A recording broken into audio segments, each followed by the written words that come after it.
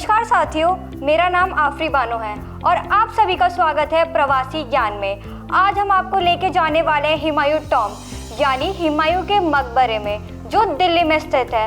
अब आप भी सोच रहे होंगे मकबरे का सफर कौन करता है भला? तो चलिए आज मैं आपको हुमायूं टॉम्ब के बारे में कुछ ऐसी बातें बताती हूँ जिसको सुनने के बाद आपके मन में भी इच्छा जाग जाएगी कि अब हमें भी यहाँ जाना चाहिए।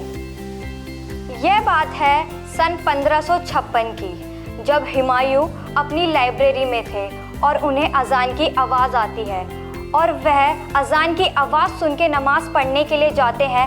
तभी सीढ़ियों से फिसलकर वह गिर जाते हैं और उनके सर पे घातक चोट लग जाती है और उसी कारण उनकी मौत हो जाती है।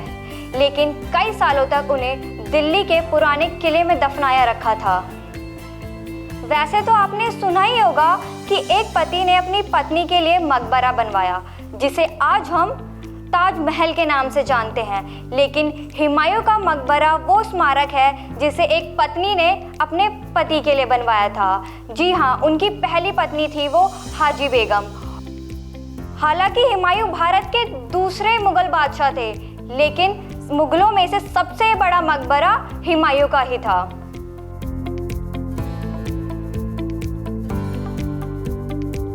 हुमायूं का मकबरा हुमायूं टॉम्ब की एक मात्र कब्र नहीं है। हुमायूं के बगीचे में 900 से ज़्यादा दफन कब्रें हैं। जी हाँ, आपने सही सुना, 900 से ज़्यादा दफन कब्रें।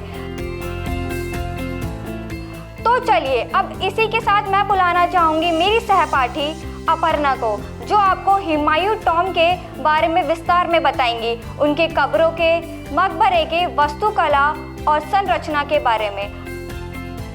नमस्कार दोस्तों, मेरा नाम अपर्णा पवार। मैं आप सभी का स्वागत करती हूँ हमारे इस प्रवासी ज्ञान में। जैसे कि आपको आफरीन बानो बता ही चुकी हैं कि हुमायूं की मृत्यु का कारण क्या था, तो चलिए मैं भी आप सबको बता ही देती हूँ कि मकबरे का इतिहास क्या था।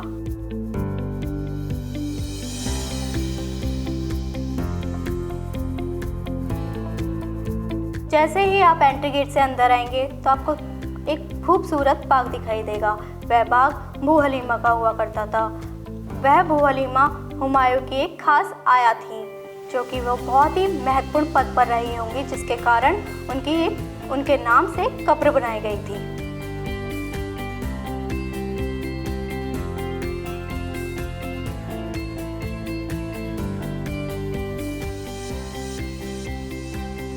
तो जैसे ही दोस्तों आगे की ओर बढ़ते हैं, राइट साइड पर आपको ईशा खान नियाजी का मकबरा दिखाई देगा। ईशा खान नियाजी मुगलों के विरोध लड़ने वाला एक सूर्यवंश हुआ करता था। वह सूर्यवंश हुमायूं की मृत्यु के बाद पूरे परिवार के लिए काम आया। जैसे ही हम आगे की ओर बढ़ेंगे तो हम सबको एक अरब सराया दरवाज़ा दिखाई देगा। वह दरवाज़ा 14 मीटर ऊंचा ये दरवाज़ा है।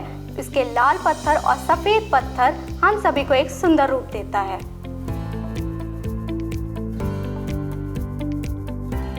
तो दोस्तों जैसे ही हम आगे की ओर बढ़ते हैं, हम सभी को हुमायूं के मकबरा दिखाई देगा।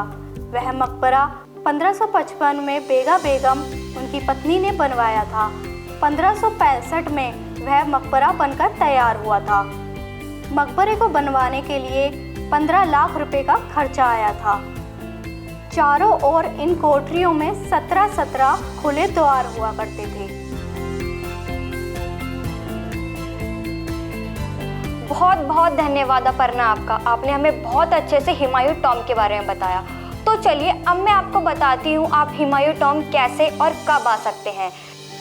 हुमायूं टॉम्ब की जो आने की जो समय है वो सुबह 6 बजे से लेकर शाम के 6 बजे तक है। और यहाँ अगर आप ट्रेन से आते हैं तो यहाँ का जो सबसे नज़दीकी रेलवे स्टेशन है वो है हज़रत निज़ामुद्दीन रेलवे स्टेशन। और अगर आप मेट्रो से आते हैं तो मेट्रो है सराय खाले निज़ामुद्दीन। और अगर आप बस से आते हैं तो बस स्टैंड का नाम भी है हज़रत निज़ामुद्दीन। और अगर आप 2 व्हीलर से आते हैं तो आपको यहाँ पार्किंग चार्ज पे करना होगा 25 रुपये। और अगर आप 4 व्हीलर से आते हैं तो उसका पे करना होगा आपको 50 रुपये।